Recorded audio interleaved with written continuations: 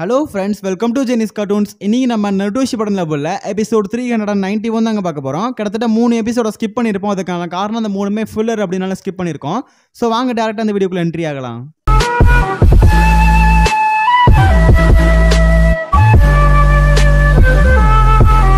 கதையோட ஸ்டார்டிங் சீன்ல போன எபிசோடுல நம்ம நருட்டோ வந்து ரசேங்கனை வந்து அந்த முட்டு மேல அடிக்கிறக்கா நின்றுட்டு இருப்பான். திடீர்னு பார்த்தா ரசேங்கன் எடுத்து போய் மாதுரா மேல அடிப்பான். பட் எந்த யூஸும் கிடையாது.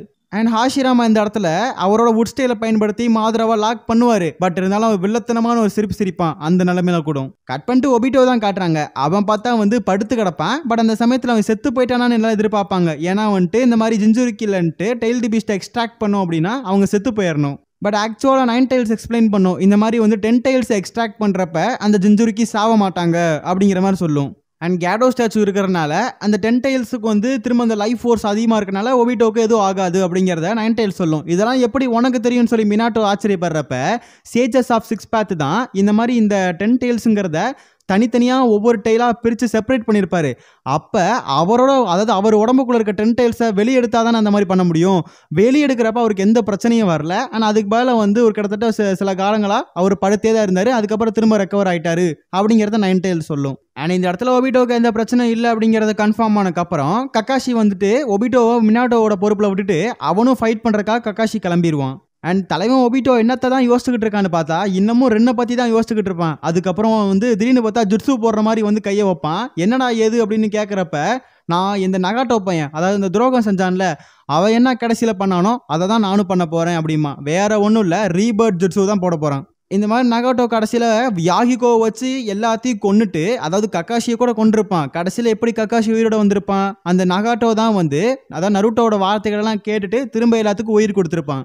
அதுவும் அவனோட உயிரை கொடுத்து தான் எல்லாத்துக்கும் வந்து உயிரை கொடுத்துருப்பான். ஆனால் அந்த வகையில் இதே மாதிரி தான் ஒபிட்டோவும் இப்போ பண்ண போகிறானா. அதாவது வாரில் செத்து போனவங்க எல்லாத்தையும் வந்து திரும்பி கொண்டு வர போகிறானா. பட் இதுக்கு பதிலாக அவனோட உயிரும் கண்டிப்பாக போகும். அப்போ தான் யோசிப்பான், இந்த மாதிரி கடைசி நேரத்தில் எதுக்காக அதாவது நகாட்டோ என்னை ஏமாத்தினா அப்படிங்கிறது இப்போ தான் எனக்கு புரியுதுங்கிற மாதிரி சொல்லுவான். பட் இந்த இடத்துல ஒபிட்டோ ஃபீல் பண்ணுவான். என்னன்னு சொல்லி பார்க்குறப்ப நம்ம நருட்டோவும் நகாட்டோ 2 பேருமே வந்து ஜிரையா சென்சை கடியில் ட்ரெயின் ஆனவங்க. அண்ட் ஜிரையா சென்சை யாருன்னு பார்த்தா அந்த மினாட்டோவோட சென்சை. அப்போ மினாட்டோவோட ஸ்டூடெண்ட்டாக நம்ம ஒபிட்டோ நல்லவனாக இருந்திருக்கணும். பட் இந்த இடத்துல கெட்டவனாக போயிட்டோமே அப்படின்னு சொல்லி வருத்தப்படுவான். அதனால நான் இந்த இடத்துல கண்டிப்பாக எல்லாத்துக்கும் உயிர் கொடுக்க போகிறேன்னு சொல்லிட்டு இருக்க சமயத்தில் டக்குன்னு பார்த்தா ஜுட்ஸு போட போவான். பட் பிளாக் ஜட்ஸு அப்படியே தடுத்து போடுவான் அவனை. ஆனால் இந்த இடத்துல பிளாக் ஜட்ஸு தடுத்துருக்காது. மாத்ரா தான் இந்த மாதிரி பிளாக் ஜட்ஸு மேனிபுலேட் பண்ணி தடுக்க வச்சிருப்பான். ஆனால் இந்த இடத்துல சாஸ்கே அண்ட் சாய் 2 பேருமே வந்துட்டு நருட்டோ கிட்ட ஹெல்ப் கேட்பாங்க. உடனே நருட்டோ அண்ட் சாய் 2 பேரும் சேர்ந்து போயிட்டு சாயோட அந்த சீலிங் ஜுட்ஸுவை பயன்படுத்தி மாதராவை சீல் பண்ணலாம் நினைப்பானுங்க.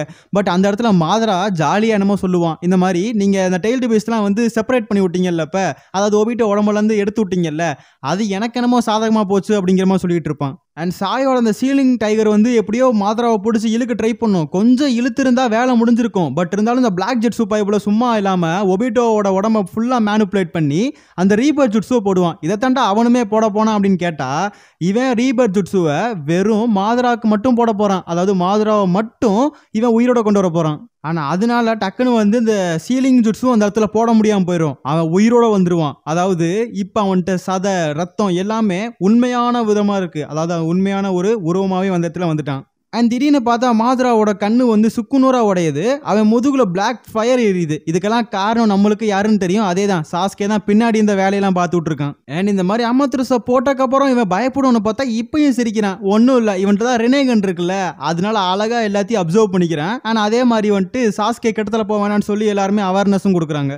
உடனே மாத்திரா ஒரு கதையை ஆரம்பிப்பான். இந்த மாதிரி பல வருஷத்துக்கு முன்னாடி நான் உச்சிகா ஸ்டோன்னு ஒன்று சொன்னேன்ல, அதாவது ஈக்குவல் அண்ட் ஆப்போசிட் விஷயங்கள் இருக்குன்னு, அதே விஷயம் தான் இந்த இடத்துலையும் நடந்திருக்குன்னு சொல்லிட்டு திடீர்னு நெஞ்சில் வந்து ஆஷிராமாவோட ஃபேஸை வந்து பதிச்சிருவான். அதுக்கப்புறம் மாதரா வந்து அவன் கையை கடிச்சிட்டு ரத்தம் வர்றதை பார்த்துட்டு பயங்கர சந்தோஷப்படுவான். மற்ற எவனுக்கும் என்ன பண்ணுறதுனே புரியல. பட் திடீர்னு பார்த்தா மாதரா எல்லாத்தையும் போய் சத்துன்னு அடிச்சு பறக்க விடுறான்.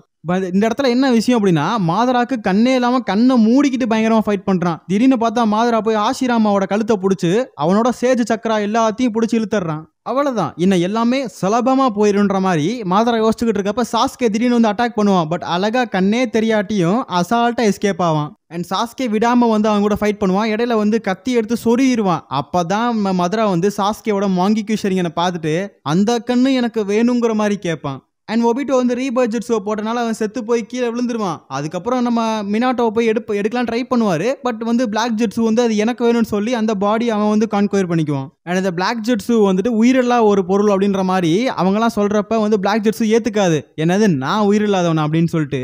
இவ்வளோ விஷயத்துக்கும் பிளாக் ஜுட்ஸு தான் காரணம். ஏன்னா ஒயிட் ஜுட்ஸு வந்துட்டு நம்ம மெயின்லேருந்து ஒர்க் பண்ணவா நம்மளுக்கு தெரிஞ்சாலும் கூட பிளாக் ஜுட்ஸு பின்னாடி இருந்துக்கிட்டு பல வேலைகள் பார்த்துருக்கு. மதுரா கூட இருந்துக்கிட்டு பல விஷயங்களை சாதிச்சுட்டு இருந்துச்சு.